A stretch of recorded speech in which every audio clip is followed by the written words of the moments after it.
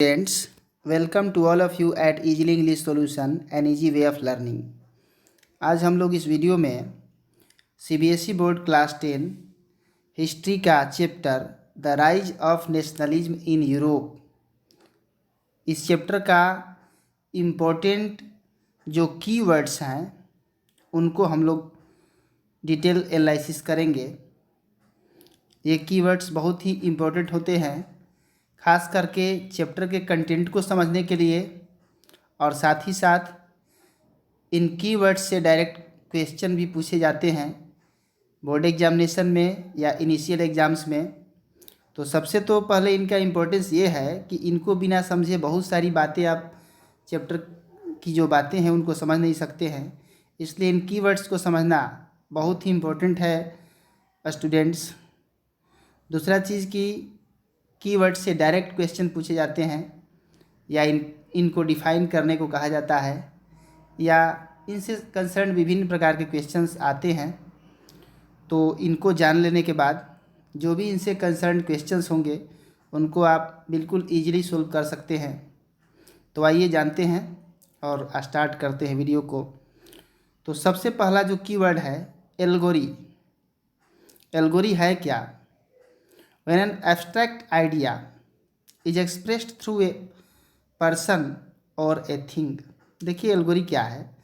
जब किसी abstract idea को, यानी कोई अमूर्त चीज़ है, मूर्तिमान नहीं है, कोई फीलिंग है, और उसको एक्सप्रेस करने के लिए यदि किसी मूर्ति का सहारा लिया जाए, किसी आदमी का सहारा लिया जाए, तो उसको बोलते हैं एल्गोरी।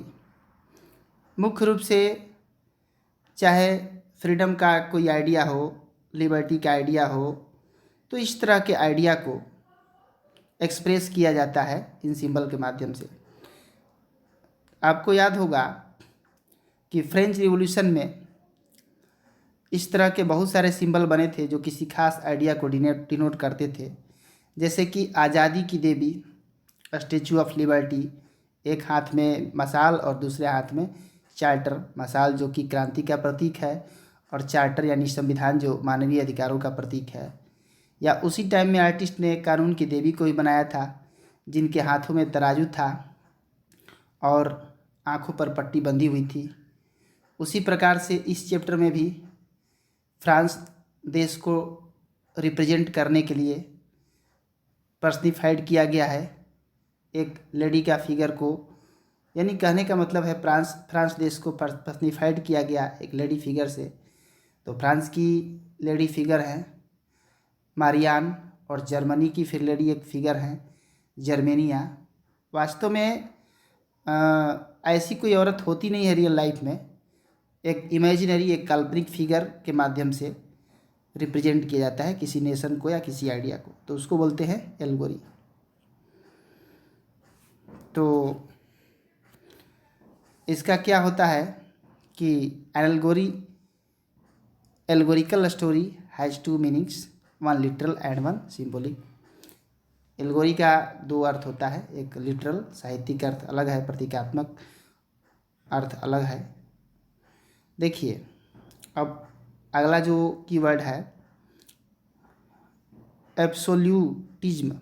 Absolutism It refers to a system of rule that has no restraint on the power exercised। देखिए यह एक ऐसा सिस्टम है एब्सोल्यूटिज्म कि जैसे कोई भी शासक है और या कोई भी ऐसा शासन का तरीका है जिनमें कि निरंकुशता होती है, उस पर कोई भी अंकुश नहीं लगा सकता है। जैसे मोनार्की सिस्टम को ही लिया जाए तो मोनार्क्स क्या होते हैं? एब्सोल्यूट होते हैं, यानी उनके ऊपर किसी भी तरह का जो उनका पावर है उन पर कोई लगाम नहीं है। जाहिर सी बात है कि उनको जनता से भी किसी तरह का वोट नहीं लेना है। तो वोट नहीं लेना है तो वो जनता के प्रति अकाउंटेबल, उत्तरदायी नहीं है और उनके बंधन में नहीं है। अब अगला कीवर्ड है कंजर्वेटिज्म। कंजर्वेटिज्म यानी रूढ़िवाद। कहने का मतलब है कि यह एक ऐसा तरीका है जो पुराने ख्यालातों पर, पुराने सोच पर बल देता है। It is a political and social philosophy promoting traditional social institutions in the context of culture and civilization।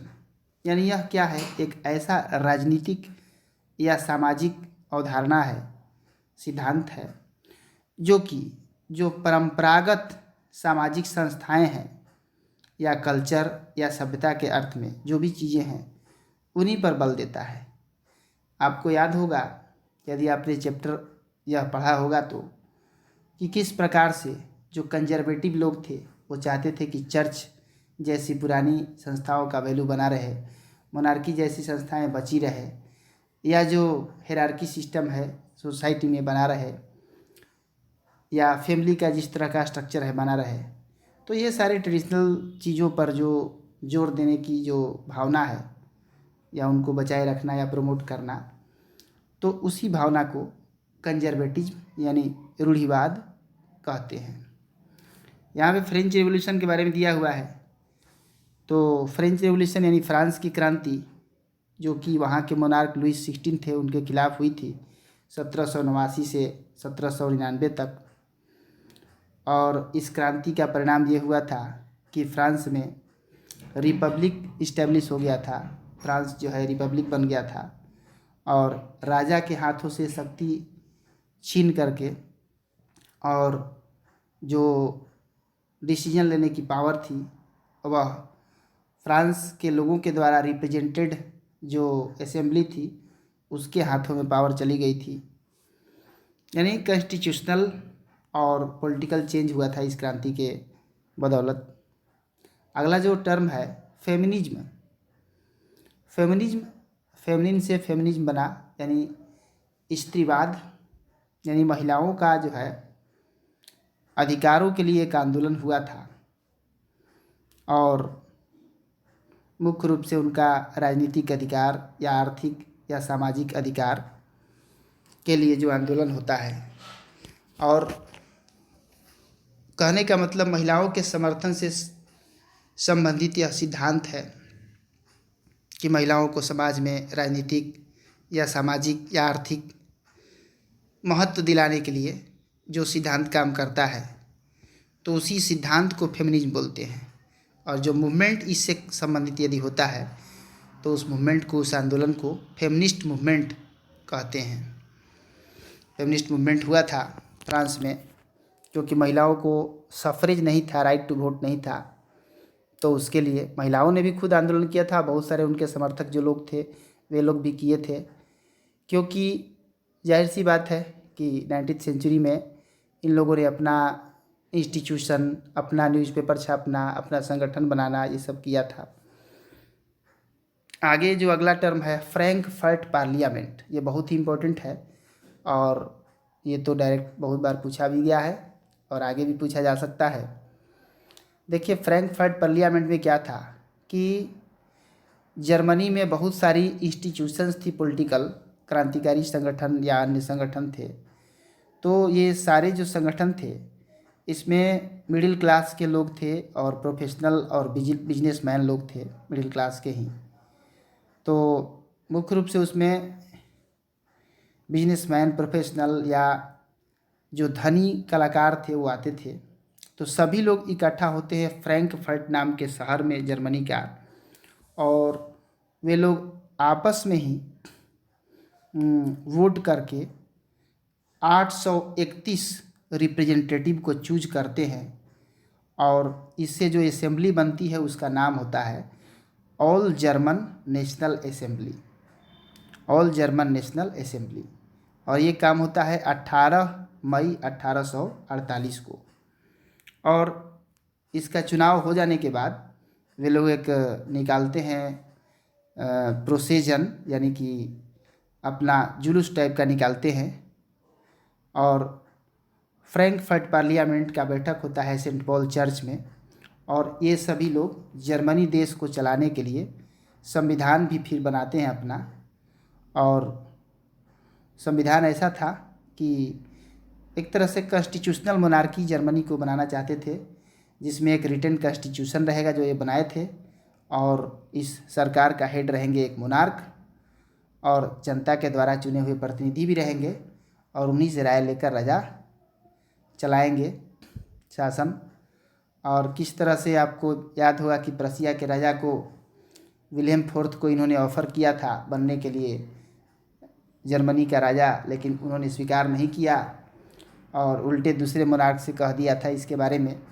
तो फिर प्रसिया के जो जंकर्स थे उन्होंने अपना आर्मी भेजकर, या राजा ने भी आर्मी भेज करके, और इस पार्लियामेंट से संबंधित लोगों पर कार्रवाई किया था और पार्लियामेंट को बैन कर दिया था। इसमें जो है थर्ड क्लास के जो लोग थे, जो उनको उनके हक से संबंधित किसी तरह का नहीं लिखा गया था संविधान में, इसलिए जब उन पर कार्रवाई होने लगी तो थर्ड स्टेट के कोई भी लोग साथ भी नहीं दिया इन लोगों का। अब देखिए लिबरल नेशनलिज्म क्या है, उदारवादी राष्ट्रवाद क्या है। It is a form of nationalism which means individual freedom, equality before law, government by consent, freedom of market, abolition of state imposed restrictions on the movement of goods and capital. देखिए इसमें है क्या कि जैसे उदारवादी राष्ट्रवाद, यानी यह एक तरह का राष्ट्रवाद ऐसा है जिसका मतलब होता है कि प्रत्येक व्यक्ति की स्वतंत्रता रहेगी, सभी लोग कानून के सामने बराबर रहेंगे, और सरकार जनता के सहमति से बनेगी, और मार्केट की यानी बाज़ार की स्वतंत्रता होगी। कहने का मतलब है इकोनॉमिक लिबरलिज्म होगा। गवर्नमेंट के द्वारा जो भी कस्टम बैरियर्स जगह जगह पर लगाए रहते हैं, टैक्स लिया जाता है, या गवर्नमेंट के द्वारा इम्पोज्ड जो रेस्ट्रिक्शंस रहते हैं, तो वे सारे जो है समाप्त रहेंगे। Abolition of state imposed restriction, यानी स्टेट के द्वारा जो रेस्ट्रिक्शन है वही सब जो हमने बताया अभी, वो सब ख़त्म हो जाते हैं। यानी कहने का मतलब गुड्स एंड कैपिटल आसानी से मूव करेंगे, यानी सामान एक जगह से दूसरी जगह बिल्कुल आसानी से पहुंचाया जा सकता है। ज़्यादा जो है रास्ते में कस्टम बैरियर्स वगैरह या डिस्टर्बेंस गवर्नमेंट के द्वारा इम्पोज्ड रूल रेगुलेशन से नहीं रहेगा। जैसा कि आपको मालूम होगा कि बहुत सारे कस्टम बैरियर्स होते थे यूरोप के देशों में, जैसे जर्मनी में 39 प्रिंसिपलिटी में बटा हुआ था, तो बहुत सारे कस्टम बैरियर्स थे, 5% हर जगह लगता था टैक्स। और दिक्कत यह भी था कि हर जगह का करेंसी, हर जगह का जो वेट एंड मेजर का स्केल था वो भी डिफर था, और जिसके चलते बहुत प्रॉब्लम होता था। तो उसको एक कर देने पर जोल्वेरिन बनाकर जो इंस्टीट्यूशन बना था कस्टम यूनियन, तो उस सब चीज़ को रिड्यूस किया गया था। नंबर ऑफ़ करेंसीज 30 से 2 हो गया था, या मेजरमेंट या वेट का जो ये सब स्केल था सिमिलर हो गया था। तो ये सब जो हुआ लिबरल नेशनलिज्म एक तरह से है, यानी इस दो तरह से है, पॉलिटिकली भी और इकोनॉमिकली भी। तो पॉलिटिकल वो है जहाँ इक्वलिटी बिफोर लॉ है, गवर्नमेंट बाई कंसेंट है, इंडिविजुअल फ्रीडम है, और बाकी ये इकोनॉमिक लिबरलिज्म है, freedom of market, abolition of state imposed restrictions. तो अगला जो हमारा टर्म है मॉडर्न स्टेट, यानी आधुनिक राज्य। एक ऐसा राज्य जहाँ की सोवरेनिटी यानी कि डिसीजन लेने का जो पावर है वह सेंट्रलाइज्ड होता है, यानी एक ऐसा एडमिनिस्ट्रेशन रहता है, ऐसा गवर्नमेंट रहता है जो सेंट्रलाइज्ड होता है, और एक टेरिटरी भी जो है, एक देश भी जो है उसका बाउंड्री फिक्स होता है, और पॉपुलेशन भी वहाँ रहता है। कहने का मतलब एक ऐसा आधुनिक राज्य क्या है, आधुनिक राज्य के बारे में आप यदि समझेंगे, उसका कल्पना किया जाए तो जनता भी होना चाहिए, एक निश्चित क्षेत्र भी होना चाहिए, यानी राज्य भी रहेगा, जनता भी रहेगा, और राजा भी रहेगा, और संप्रभुता भी रहेगा, यानी डिसीजन लेने की क्षमता भी रहेगा। तब जा कर के उसको मॉडर्न स्टेट कहेंगे। यानी 4 चीज़ें होनी चाहिए, राजा, राज्य, जनता और खुद का डिसीजन लेने की क्षमता, तो वही है मॉडर्न स्टेट। यहाँ पे देखिए नेशनलिज्म यानी राष्ट्रवाद। राष्ट्रवाद क्या है, तो यह एक ऐसी विचारधारा है जो कि बल देता है फेथफुलनेस पर, यानी वफादारी देश के प्रति, और देश के प्रति समर्पण की भावना, और एक ऐसा नेशन स्टेट का फॉर्म होना चाहिए जिसमें कि व्यक्ति या व्यक्तियों के समूह के भलाई के बारे में सोचा जाना चाहिए। तो यही है राष्ट्रवाद की भावना। कहने का मतलब जो देशभक्ति की भावना है वही है राष्ट्रवाद, जिसमें कि देश के प्रति समर्पण की भावना। अब देखिए यहाँ पे नेक्स्ट जो टर्म है नेपोलियनिक कोड, या इसी को सिविल कोड ऑफ 1804 कहा जाता है, 1804 का सिविल कोड। तो नेपोलियन ने इस कानून को बनाया था, यह एक कानून है और इसी को इसलिए ही नेपोलियनिक कोड कहा जाता है उसी के नाम पर। यह जो कोड है यह जब बना तो इस कोड के अंतर्गत क्या क्या कानून आया। पहला तो ये था कि इस कोड ने बर्थ राइट प्रिविलेजेस को समाप्त कर दिया। जन्मसिद्ध अधिकार था नोबेलिटी और क्लर्जी को कि उन्हें टैक्स नहीं देना पड़ता था, ये सब ख़त्म कर दिया और सब कोई कानून के सामने बराबर हो गया। और इसने राइट टू प्रॉपर्टी को सिक्योर किया, संपत्ति रखने का जो अधिकार है उसको प्रदान किया। अब यहाँ पे दे रहा है इम्पोर्टेंट बहुत ही एक कीवर्ड है नेशन स्टेट, यानी राष्ट्र राज्य। राष्ट्र राज्य क्या है? तो एक ऐसा राज्य जो कि अपना बिल्कुल सेपरेट, जिसका पॉलिटिकल अस्तित्व हो अपना, और जिसका जियोग्राफिकल एक पहचान हो, यानी बाउंड्री एक फिक्स रहे, और जिसका राजनीतिक भी अपना अस्तित्व हो, किसी का गुलाम ना हो। दूसरा चीज़ कि एक कंप्लीट सोवरिन स्टेट हो, यानी उसका अपना डिसीजन लेने का भी शक्ति चाहिए और उसका बाउंड्री एक निश्चित डिटरमाइंड चाहिए। और ऐसा कंसेप्ट नेशन स्टेट बनाने का कंसेप्ट, चूँकि आपने पढ़ा होगा कि पहले जितने भी देश थे वो नेशन स्टेट नहीं थे, न तो उनका एक निश्चित फिक्स बाउंड्री था और न ही एक सेंट्रलाइज एडमिनिस्ट्रेशन था और न ही कोई उनका पॉलिटिकल पावर था, न ही सोवरेनिटी था। सभी डचीज और कैंटन्स छोटे छोटे राज्यों में बटे हुए थे यूरोप के कंट्रीज। तो 19वीं सेंचुरी से यह जो कंसेप्ट है नेशन स्टेट का इमर्ज हुआ और सभी देश किस प्रकार से अपना अपना नेशन स्टेट बनाने के लिए क्रांति किए। आपने पढ़ा होगा formation of Germany, formation of Italy इत्यादि, और किस तरह से ग्रेट ब्रिटेन भी एक नेशन स्टेट बना। तो ये जो है नेशन स्टेट। अब देखिए प्लेबिसाइट। प्लेबिसाइट क्या है? तो जनता सीधा वोट देती है, जनता का ये पावर होता है डायरेक्ट वोट करने का, जहाँ की कोई पब्लिक क्वेश्चन होता है, जनता से किसी चीज़ पर सहमति लिया जाता है, या कोई कॉन्स्टिट्यूशनल चेंज करने के विषय में जनता से सहमति लिया जाता है, तो उस विषय पर जनता सीधा जो है वोट करती है। इसको जनमत संग्रह हिंदी में कहा जाता है प्लेबिसाइट को। अब देखिए हब्सबर्ग एम्पायर। हब्सबर्ग साम्राज्य जो है यह ऑस्ट्रिया, हंगरी और अल्पाइन रीजन के कुछ क्षेत्र थे जो टाइरोल के क्षेत्र थे, और ऑस्ट्रिया और सुडेटनलैंड और बोहेमिया इत्यादि, इन सभी क्षेत्रों को मिलाकर के बना हुआ एक साम्राज्य था और उसी साम्राज्य को हब्सबर्ग साम्राज्य बोलते थे। अब देखिए आगे जो है ओटोमन एम्पायर। ओटोमन एम्पायर क्या है? तो पहले का जो है ये तुर्किश एम्पायर था। यह एक तरह से यहाँ पर खलीफा का शासन था जो कि मुसलमानों के स्पिरिचुअल हेड थे, यानी धार्मिक गुरु थे। आइडियोलॉजी। आइडियोलॉजी क्या है? तो एक सिद्धांत होता है। आइडियोलॉजी एक तरह का आइडियल यानी सिद्धांत है जो कि सामाजिक या राजनीतिक दृष्टिकोण होता है। सफरेज का मतलब होता है वोट देने का अधिकार, राइट टू वोट। अब रोमांटिसिज्म।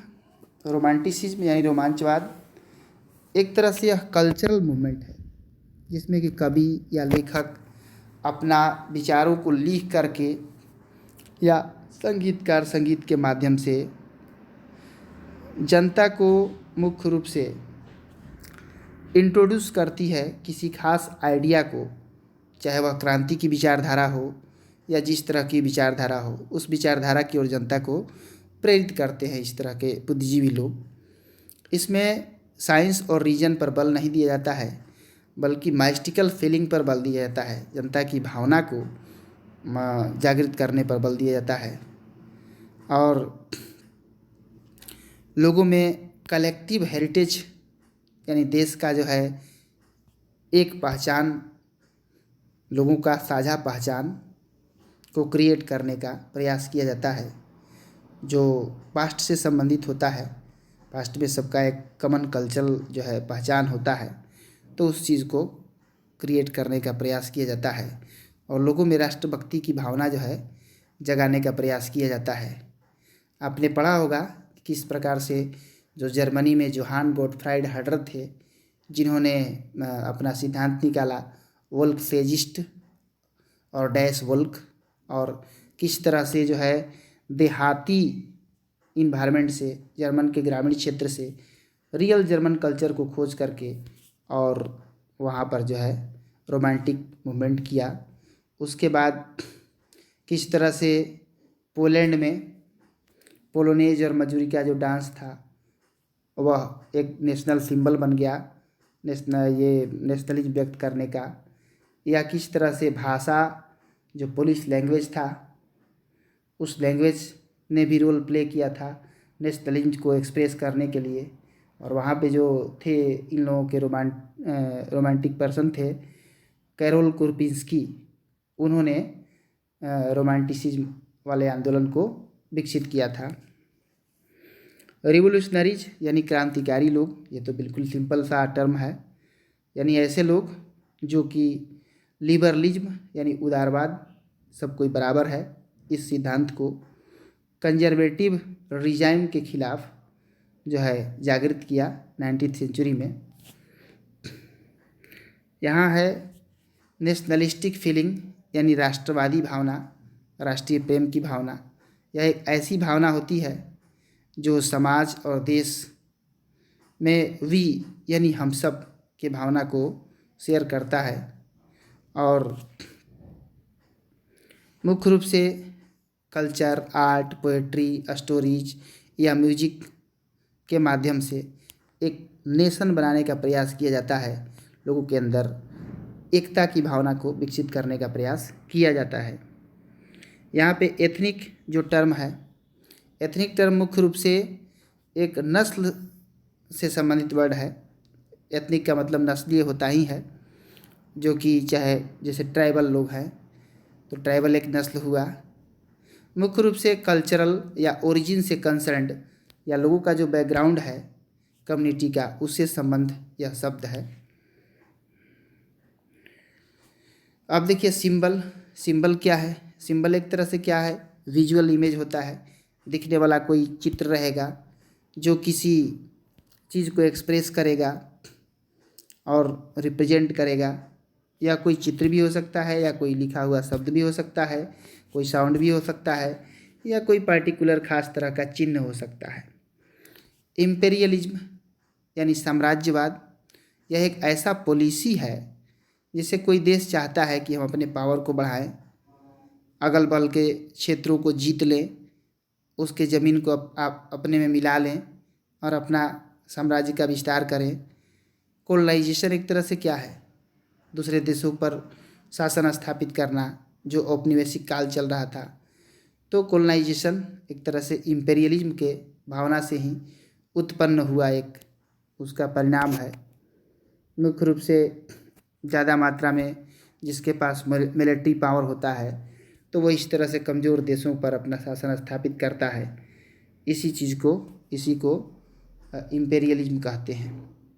आपको याद होगा नेशनलिज्म एंड इम्पेरियलिज्म एक पॉइंट ही है इस चैप्टर में, जिसमें कि बताया गया था कि किस तरह से सबसे पहले बाल्कन रीजन के जो देश थे और नेशन स्टेट बने, और उसी के बाद उनमें सभी देशों में इम्पेरियलिज्म की भावना आ गई थी कि हम दूसरे देशों पर आक्रमण करके उसके क्षेत्र को मिला लें। और बड़े बड़े यूरोपियन पावर्स भी उसमें साथ दिए थे, जिसके चलते वर्ल्ड वार फर्स्ट हुआ था, आपको याद होगा। अब देखिए मारियान और जर्मेनिया। तो शुरू में सबसे पहला टर्म जो हम लोगों ने पढ़ा एलगोरी, यानी किसी नेशन को रिप्रेजेंट करने वाला कोई खास चिन्ह प्रतीकात्मक, तो वही एलगोरी है मारियान और जर्मेनिया। मारियान क्या है?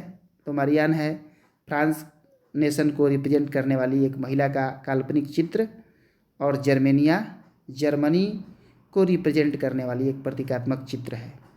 जर्मेनिया ओक के पत्तों का एक मुकुट पहनी हुई रहती है, क्योंकि वहाँ पर वह जो पत्ता है हीरोइज्म का प्रतीक माना जाता है, बहादुरी का प्रतीक माना जाता है। भारत में भी भारत माता का चित्र बनाया गया है, जो कि एक भारत को रिप्रेजेंट करती हैं, वह एक एल्गोरी ही है। आपको याद होगा फ्रांस के क्रांति के समय ऐसे बहुत सारे सिंबल बनाए गए थे, जैसे ट्री कलर या रेड कैप या कोकेड। तो ये सारे इस तरह के चिन्ह थे जो कि एक्सप्रेस करते थे किसी न किसी फीलिंग को। ये सारे के सारे एल्गोरी ही हैं। अब देखिए यूटोपियन विजन। यूटोपियन विजन का मतलब है एक तरह से आदर्शवादी सोच, एक ऐसा सोच समाज का जो कि है तो बहुत आदर्श, लेकिन सच में वह अस्तित्व में नहीं है। यदि अस्तित्व में होता तो बहुत अच्छा होता। फ्रेडरिक सारियू ने जिस तरह से चित्र बनाया था और उस चित्र में इमेजिन किया था कि एक दिन सभी देश नेशन स्टेट हो जाएंगे, उसने तो नेशन स्टेट के रूप में ही दिखाया था, और इस तरह से दुनिया के लोगों में फ्रेटर्निटी बढ़ जाएगा। तो उसके इस सोच को यूटोपियन विजन कहा गया था। अब देखिए है जोल्वेरिन। जोल्वेरिन एक कस्टम यूनियन है जो कि 1834 में प्रशिया के प्रयास से बना था। मुख्य रूप से आर्थिक प्रक्रियाओं को नियंत्रित करने वाला ये संगठन था, और इसने बहुत सारे टैरिफ बैरियर्स थे, जगह जगह पर टैक्स लगते थे, तो उनकी संख्या को घटा दिया था, यानी समाप्त ही कर दिया था, पूरे देश में एक कर दिया था। और नंबर ऑफ करेंसी जो थे 30 तरह के करेंसीज थे, 30 से घटाकर 2 तरह का कर दिया था। अब देखिए कुछ इस चैप्टर से कंसर्न्ड इम्पोर्टेंट पर्सनालिटीज़ को हम लोग जानेंगे। तो सबसे पहले है फ्रेडरिक सारियू, जो कि फ्रांस के एक आर्टिस्ट, बहुत प्रसिद्ध आर्टिस्ट थे और कार्टूनिस्ट थे। उन्होंने ही 1848 में 4 चित्रों की एक श्रृंखला बनाई थी, जिसमें कि उन्होंने दिखाया था कि किस तरह से डेमोक्रेटिक और सोशलिस्ट रिपब्लिक हो जाएंगे पूरे दुनिया के देश। नेपोलियन के बारे में तो आप लोग अच्छी तरह से जानते ही होंगे, जो फ्रांस का एक तरह से मिलिट्री का हेड था, बाद में फ्रांस का मोनार्क बन गया था। फ्रेंच रिवॉल्यूशन में के बाद जो सरकार बनी थी उसी समय उसकी प्रधानता हुई थी, और उसके बाद मोनार्क बन गया।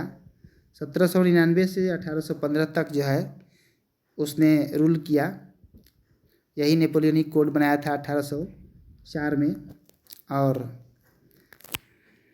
इस तरह से यह एक बहुत अच्छा मोनार्क था, क्योंकि क्रांतिकारी जो सुधार करना चाहते थे वो सब सुधार इसने किया। बर्थ राइट प्रिविलेज को हटाया, राशनल यानी सिविल कोड लाया, एक तरह से नियम बराबर किया सबके लिए, और इकोनॉमिक लिबरलिज्म लाया था यही। अब जुसेपे मेजनी है, बहुत ही प्रसिद्ध क्रांतिकारी था और इटली का था। उसका जन्म 1807 में जिनोवा में हुआ था, और एक गुप्त क्रांतिकारी संगठन था कार्बोनारी, उसका ही सदस्य था, और लिगुरिया में क्रांतिकारी एक्टिविटी कर रहा था 1831 में। तो इसको देश से बाहर निकाल दिया गया था, लेकिन उधर भी गया तो अस्थिर नहीं रहा। 2 ठो क्रांतिकारी संगठन बनाया, एक यंग इटली नाम का संगठन बनाया मर्सलीज में, और एक बर्न में बनाया यंग यूरोप नाम का संगठन। और इस संगठन के सदस्य जो थे 6-7 देश के सदस्य थे, और सभी एक विचारधारा के थे। मुख्य रूप से यह जो जुसेपे मेजनी था, इसका सपना था कि अपने देश इटली को यूनिफाई करके एक पावरफुल जो है देश बनाना है। और 7 राज्यों में उस समय बटा हुआ था इटली, लेकिन एक ही जो राज्य था वहाँ पर इटली के राजा का शासन था। और इसने 2 बार प्रयास किया 1834 और 1848 में कि इटली को एक करें, लेकिन इटली एक नहीं हो पाया। 1831 और 1848 में शायद। लेकिन उसके बाद जो फ्रांस के जो राजा थे, इटली के जो राजा थे विक्टर इमैनुअल सेकंड, तो उनके ऊपर जिम्मेवारी आ गया और उन्होंने फिर एक किया, इस इटली को यूनिफाई किया और वहाँ के राजा बने। मुख्य रूप से उनका जो मंत्री था काउंट डी कैवर, उसका बहुत योगदान था। जुसेप्पे मेज़नी का सिद्धांत था कि जो भी प्राकृतिक संपदाएं हैं वो लोगों के लिए बनी हुई है, प्रकृति की तरफ से उपहार है और इस पर किसी मोनार्क का प्रतिबंध या जो है अधिकार नहीं होना चाहिए। और उसके बारे में कहा था ड्यूक मैटरनिख ने, जिसके बारे में अभी हम लोग पढ़ेंगे, कि वह हमारे सामाजिक व्यवस्था का सबसे खतरनाक दुश्मन है। तो देखिए अगला है ड्यूक मैटरनिख। ड्यूक मैटरनिख ऑस्ट्रिया का चांसलर था, जो कि वियना कांग्रेस जो हुआ था, वियना में मीटिंग हेल्ड किया गया था नेपोलियन को हराने के बाद 1815 में।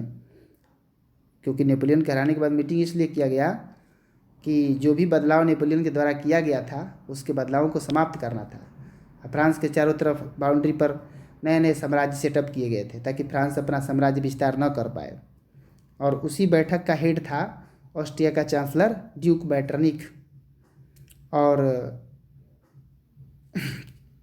यह बहुत यानी चालाक आदमी था, बहुत गेस करता था, पॉलिटिक्स के बारे में इसको बहुत अच्छा अनुभव था। इसी का कथन था कि when the France sneezes rest of Europe catches cold, France जब छींकता है तो पूरे यूरोप को सर्दी पकड़ लेती है। कहने का मतलब कि जब फ्रांस में बदलाव होता है तो पूरे यूरोप में बदलाव की लहर फैल जाती है। तो ये दो पर्सन यहाँ पे दिए हुए हैं, लुइस ओटो पीटर और कार्ल वेलकर, ये इम्पोर्टेंट नहीं है। और उसके बाद ओटो वान बिस्मार्क, तो ये बहुत इम्पोर्टेंट आपके लिए टर्म है। वास्तव में ओटो वान बिस्मार्क जो था यह जर्मनी का यूनिफिकेशन करने में इसी का मुख्य रूप से हाथ था।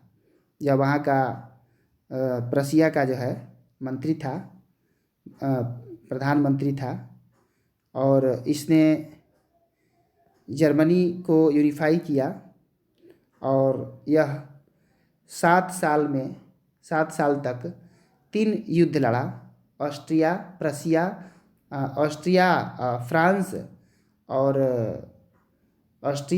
फ्रांस और शायद ब्रिटेन के खिलाफ।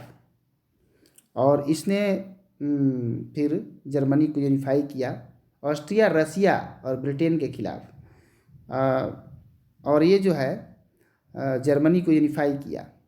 बहुत ही पावरफुल यह वहाँ का मिनिस्टर था।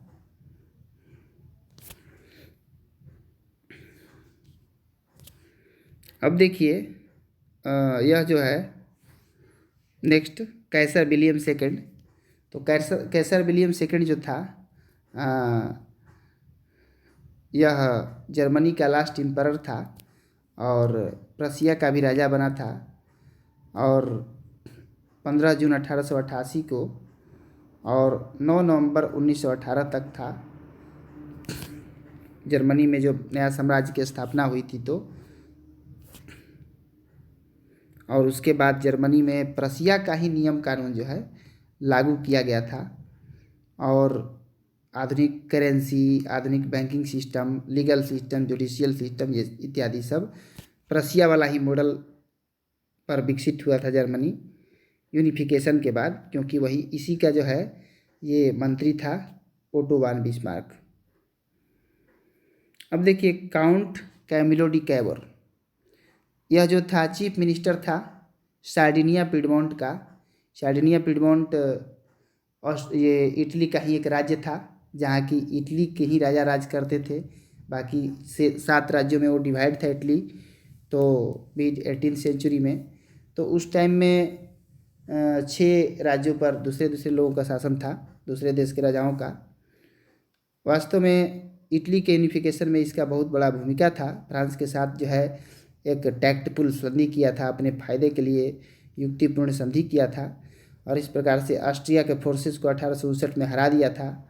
और बहुत ही ये इसको इटालियन भाषा नहीं आती थी, इटालियन से तो अच्छा ये फ्रेंच भाषा बोलता था, और ना डेमोक्रेट था और ना ही रिपब्लिक को पसंद करने वाला था, लेकिन एक्चुअली में इटली को यूनिफाई इसी ने कराया था। अब है जुसेप्पे गैरिबाल्डी।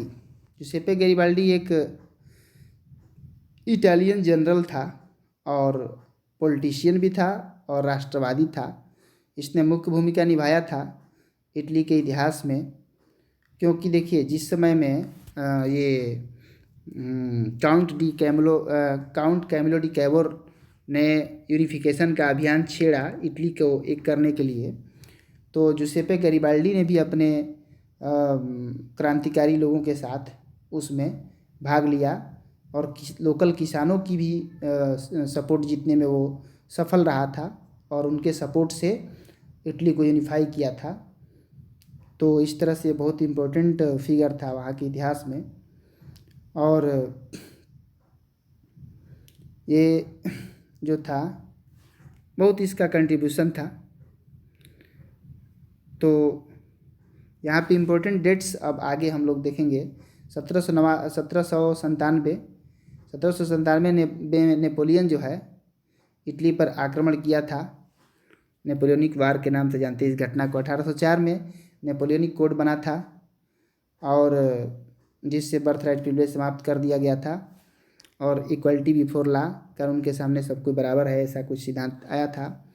1814-15 की बात कर रहा है कि नेपोलियन का पतन हो गया था और वियना सेटलमेंट हुआ था। किस तरह से 4 देशों ने ऑस्ट्रिया, रसिया, प्रसिया और ब्रिटेन मिलकर हरा दिए थे इसको, नेपोलियन को। 1821 में ग्रीक ने अपना आज़ादी के लिए आंदोलन शुरू किया था। ग्रीक वार ऑफ इंडिपेंडेंस आपने पढ़ा होगा, और 1832 में एक स्वतंत्र देश वह बन गया था ग्रीक जो है। और वास्तव में ग्रीक जो था वह गुलाम था ऑटोमन एम्पायर का, और इसकी आज़ादी में इसी के जितने भी देश निकाले दिए हुए क्रांतिकारी थे वो सपोर्ट किए थे, और जिनको ग्रीक के कल्चर से प्रेम था वो सारे लोग भी सपोर्ट किए थे। इंग्लैंड के जो लॉर्ड बैरन पोएट थे बहुत सारे फंड भी इकट्ठा किए, युद्ध में भी लड़े। 1824 में मर गए थे वो, उनको फीवर हो गया था इसलिए। 1834 में जोल्वेरिन नाम का कस्टम यूनियन बना, जिसने 30 से 2 कर दिया था नंबर ऑफ़ करेंसीज को घटा करके, और रसिया के प्रयास से बना था, कस्टम बैरियर्स को हटा दिया था।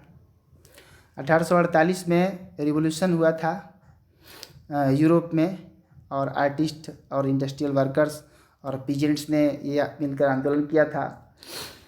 मुख्य रूप से आर्थिक जो कठिनाई आई थी उसके खिलाफ, और मिडिल क्लास ने ये डिमांड किया था कि एक लिखित संविधान होना चाहिए और रिप्रेजेंटेटिव के द्वारा सरकार चलनी चाहिए। और इटालियन, जर्मन और मैग्यार, पोल, जेच ये सभी लोग भाग लिए थे और एक नेशन स्टेट बनाने के लिए अपना संघर्ष किए थे। किस तरह से मंदी आया था, मुख्य रूप से फसल नष्ट हो गया था इसलिए, और फ्रांस में तो ये हुआ था कि जनता बैरिकेड तोड़ करके आगे बढ़ रही थी। लुइस फिलिप राजा थे, भाग गए थे। वहाँ के नेशनल असेंबली ने जनता को जो है शांत किया कि हम नेशनल वर्कशॉप सेटअप करेंगे, रोज़गार देंगे, और 21 साल के जो भी एडल्ट मेल हैं उन सबको हम राइट टू वोट देंगे, चाहे गरीब हो या धनी हो। तब जाकर लोग शांत हुए थे, आपको याद होगा। 1797 में नेपोलियन ने आक्रमण किया इटली पर, ये तो ऊपर भी जाने हैं, और नेपोलियनिक कोड, ये सारी जो है वही चीज़ें हैं। शायद ये 2 बार रिपीट हो गया है गलती से। तो चलिए आज का हमारा ये वीडियो का जो टॉपिक है ये समाप्त हो गया। देखिए यहाँ पे 1914 वर्ल्ड वार फर्स्ट दिया है। तो वीडियो देखने के लिए बहुत बहुत धन्यवाद, और आगे भी आप देखते रहेंगे इजीली इंग्लिश सॉल्यूशन। और नेक्स्ट वीडियो में नेक्स्ट चैप्टर जो या तो हिस्ट्री का नेशनलिज्म इन इंडिया के जो कीवर्ड्स हैं उनको हम लेकर आएंगे आपके लिए, और मैं आशा करता हूं कि यह वीडियो आपको बहुत पसंद आया होगा, और आगे वाला वीडियो भी बहुत अच्छा रहेगा और आपको ज़रूर पसंद आएगा, और उसको ध्यानपूर्वक शुरू से अंत तक उसको भी देखेंगे आप। बहुत बहुत धन्यवाद।